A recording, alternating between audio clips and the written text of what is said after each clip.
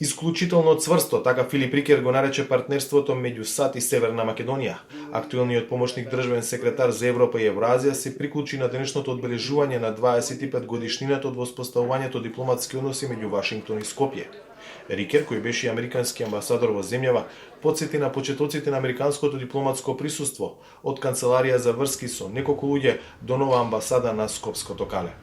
Over the years, we stood with North Macedonia through thick and thin. Низ годините бевме со Северна Македонија и во добро и во лошо, стремејќи се да ја оствариме заедничката визија за по-безбедна и по-просперитетна иднина. Бевме со ова за време на привремената спогодба со Грција, за време на Охридскиот договор, договорот од Пржин и конечно историскиот Преспански договор, што отвори вратата за членство на вашата земја во НАТО. Во овие 25 години на промени нашата цел за безбедна и просперитетна Северна Македонија остана иста и нашите надежи за земјата се на линија на патот на евроатлантска интеграција.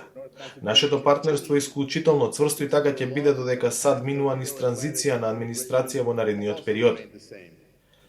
Шефот на дипломатијата се заблагодари за американската поддршка во изминатите години. Дипломатските односи меѓу нашите земји во текот на изминатиот четвртина век од секојаш биле топли и пријателски, засновани врз заеднички вредности и стратешко партнерство.